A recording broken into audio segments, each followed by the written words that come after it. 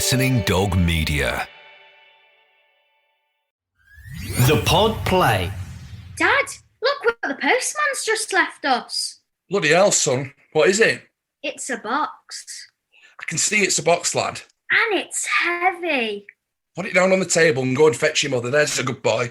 Mum, come here, quick. Dad's got a box. Oh, what is it? It's a box. Yes, I can see it's a box. And it's heavy. Oh, a heavy box. Do you think it's full of money? Could be, Mum. It might be treasure. Do you think? Could be a box full of gold and jewels. Tell you now, son, if there's anything of value, it'd be well gone.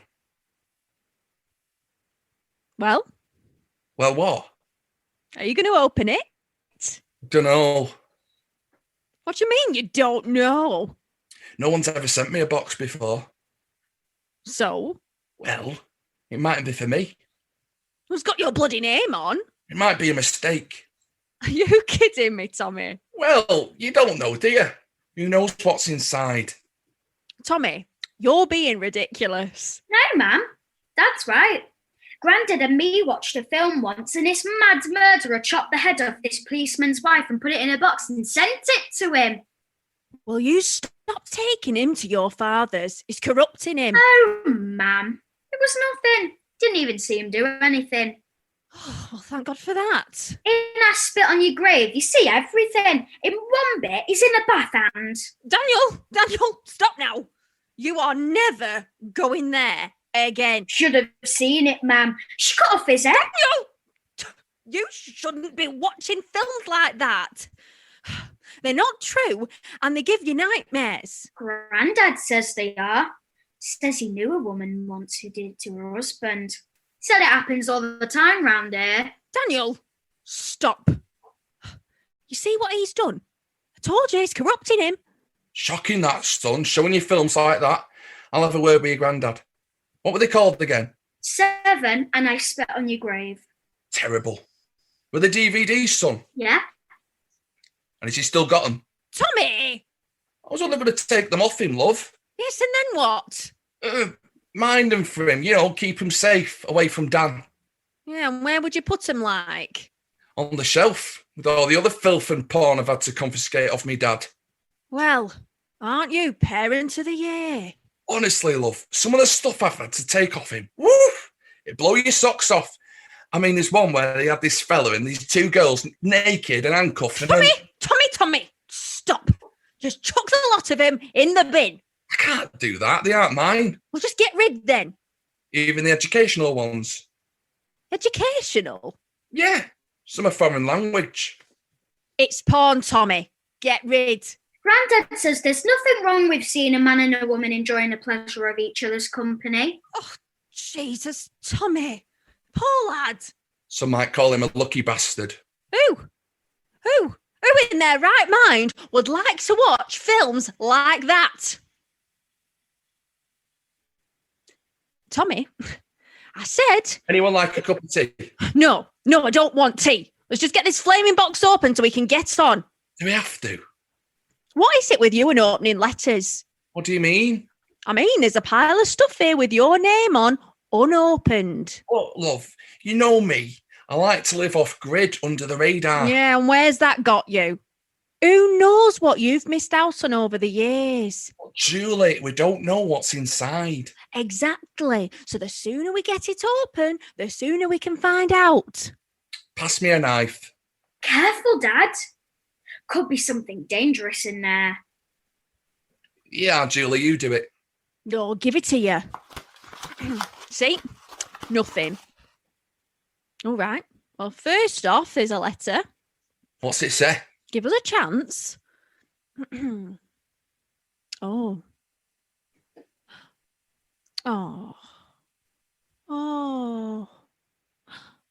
Well, Oh. what's it say? Oh, it's your Uncle Jack. He's dead. Oh, that's sad. I liked Uncle Jack. Yeah. Looks like he liked you and all. It's from solicitor. He's left you something in his will. Oh, I like him even more now.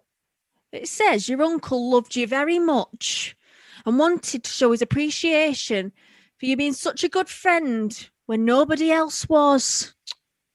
Tommy, oh, that's lovely. He was all right, Uncle Jack.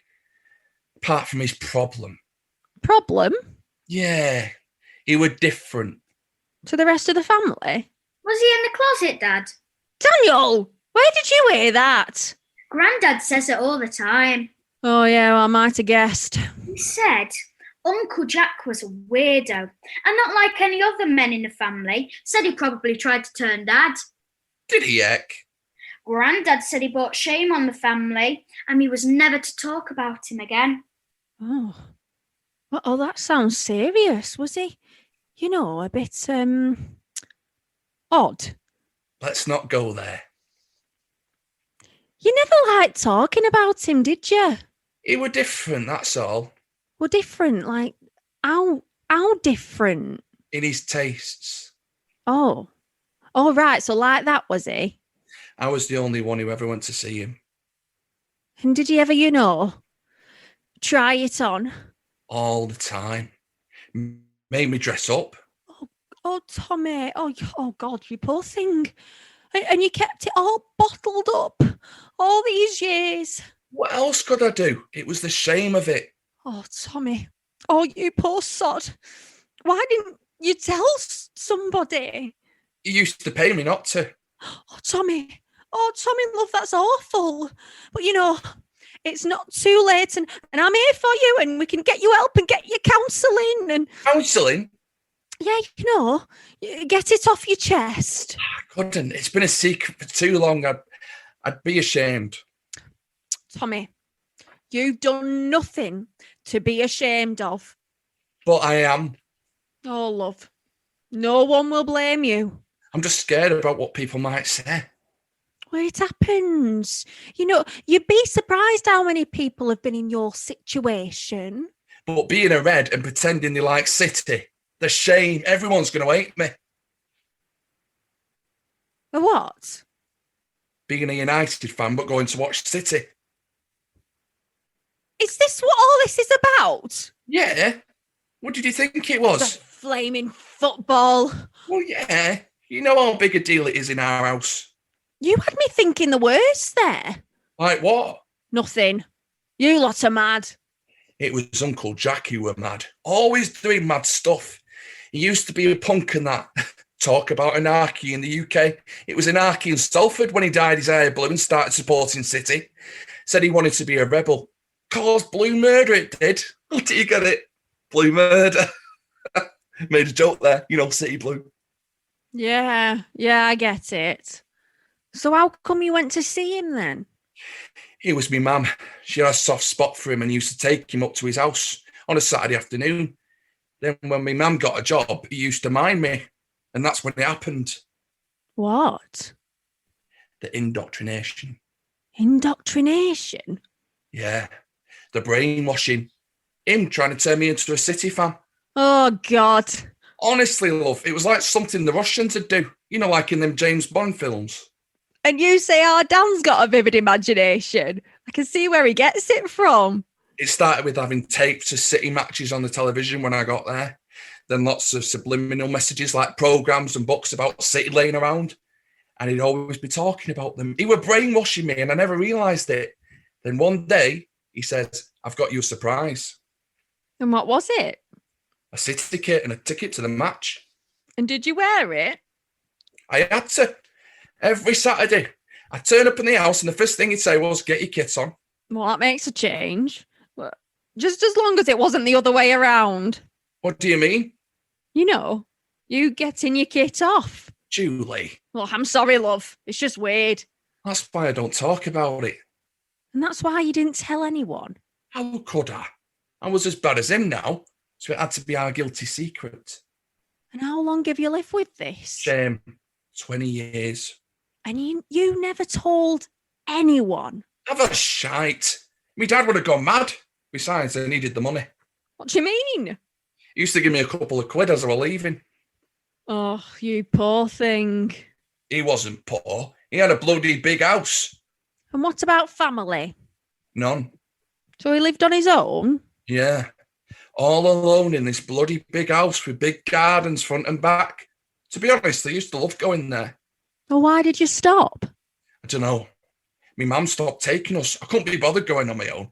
And United just won the Champions League, so I just used to phone him and tell him about what were going on and stuff. Grandad said Uncle Jack was as tight as a duck's eye. Daniel! Don't you dare say the rest. He wasn't tight. He had loads of money. Well, what did he do? Well, after the family disowned him, he moved to Timperley and got a roadie for Frank Sidebottom. He used to polish his head. He what? Polish Frank's head.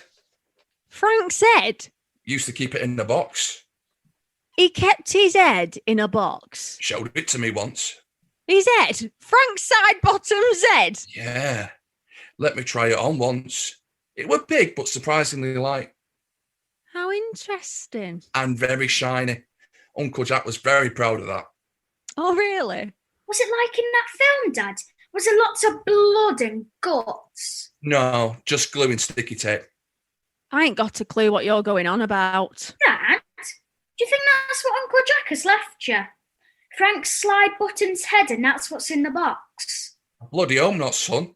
Much as I'd love to waste my life chatting on about Frank Sidebottom's head, can I ask, did Uncle Jack never marry? No, never. He was devoted to City and Frank Sidebottom. That was his life. So, there's a good chance he might leave you something nice. What do you mean? Well, you know, big house, money, no relatives. Who's he going to leave it all to? I haven't a clue. It might be you. Do you think? Well, you know, if it's like you say, and you were his favourite, Bloody hell. Do you think? well, there's only one way to find out. Come on, open the box. Well? Footy programmes. Oh. Well, that's nice. I suppose, you know, if you're into that kind of stuff. What are you going to do with them, Dad? I don't know, lad. I'll have to have a Grandad think. says when you get stuff he doesn't want, you can shove them where the sun doesn't shine. Daniel. I'll put them in the loft. Anything Looks else? like a letter. Oh. It's got my name on it. Oh, Tommy. How exciting. You think? Yes. Well, come on then. What? The letter. Open it soft, lad. Do I have to? Yes, Tommy. This could be life-changing. Why? Why? Why, you clothhead? Your Uncle Jack was rich, right? He had no family who cared about him apart from you. So? So, he's left you a letter. So? So he obviously wants to tell you something or leave you something. Like what? Oh my God, Tommy, just read the letter. Well, Well, what? what does it say? You haven't read it yet. Well, then go on, read it out loud so we all can hear. Well, son, I'm dead then. Had to go some time. Not that it was by choice, mind, but some things are out of our control. We had some good times, didn't we? You were like a son to me, the son I never had but always wished for. Like all sons, you fucked off in the end and left me. But I can't complain, I did the same thing for your grandmother. Anyway, all water under the bridge. Aw, isn't that lovely? Oh, good fella. Well, Well, what? carry on, read the letter. Hasn't come to the good bit yet. Is there a good bit? Oh, yes, I can tell. It's coming. Read on. Right then, where was I? You just fucked off and left him. Thanks, son. Right. So he says, I thought that miserable bastard of a father of yours had found out our little secret. Anyway, I hope you could have stuck around to see us win the league. But I'm sure wherever you are in the world, You have a little jig of delight as we picked up the trophy. Did you, Dad? Did I what? Do a little jig when City won the league. Did I? Shite. I got done for being drunk and disorderly. Very interesting, but this isn't Crime Watch, so let's get on with it. All right. Yes.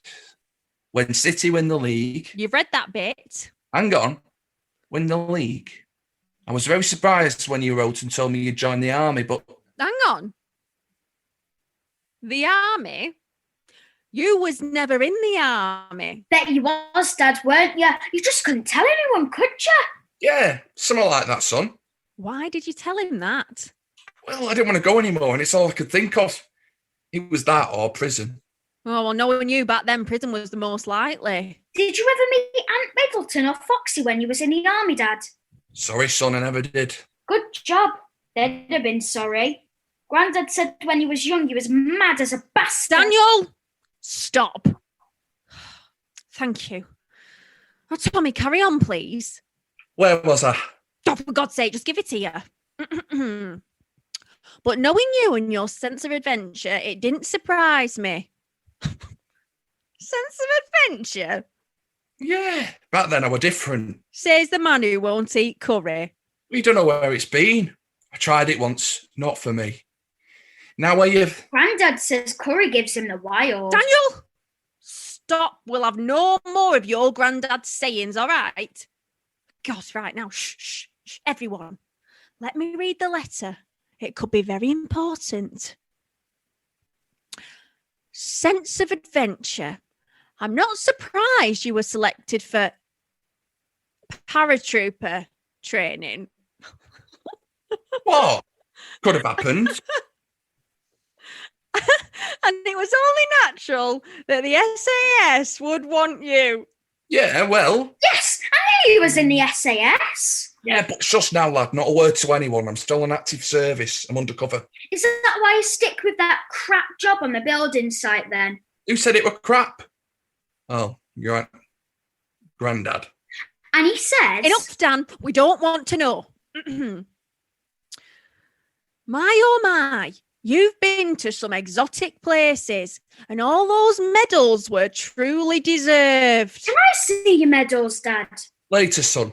Great. All them terrorists you killed, they deserved it. The Queen, bloody Queen, the Queen is very lucky to have you as her close protection officer and head of security. I know with you around, we are in pretty safe hands. What? Head of security? Yeah. Oh. You were doing so well in your job that the big lottery win was a massive bonus for you. I had a bad week. I couldn't think of anything to write. So you told him you won the lottery? I might have. But you haven't. I know that, but he doesn't know that. It therefore goes without saying, I am very proud. And I'm sorry that I never got to say goodbye. I wish the rest of your family had the same drive and ambition. Oh, my God, Tommy, you had him fooled. I just wanted him to be proud of me. Well, you did that. Anyway, it worked, and he was. Oh, my God. What? What have you done? Nothing. No, Tommy, no. You have. What have I done? Proved him wrong. Have I? Have I done that? By being the next James Bond. Tommy, lad, I'm so proud of you. I never thought you'd amount to much, but you've proved me wrong. See? Tommy, you're a bloody labourer on a building site, living in a council house and flying by the seat of your arse. Yes, that might be so, but Uncle Jack doesn't know that, does he? Grandad does. He's always saying what a useless lump you are. And what do you say to that? Nothing. Mum says I have to respect my elders. Besides, he's right about most things. Oh, Anyway, it doesn't matter. Uncle Jack thinks I've made good. Doesn't he just? Prove me wrong. What's good is a big old house in Timperley to you when you've got rooms in Buckingham Palace? What? Then there's more. And what good is my few £100,000 to a lottery winner? So I'm leaving everything to your sister. Maybe it'll help her to have a better life. Obviously, it will be nowhere near as exciting or rewarding as yours, but at least it might give her a start. All the best, lad, although I know you don't need it. P.S. There's a little something for you that I think you'll agree money can't buy. It's a record. A record? Which one? Blue Moon. Anyone got a record player? Grandad has. Oh, well, he'll love this. Well, what do you think? Could have been worse. Now come. It could have been that Beatles shite they all sing. Blue moon, you saw me standing alone, without the dream in my heart, without a love of my own. Oh, come here, you daft bugger. The Pod Play.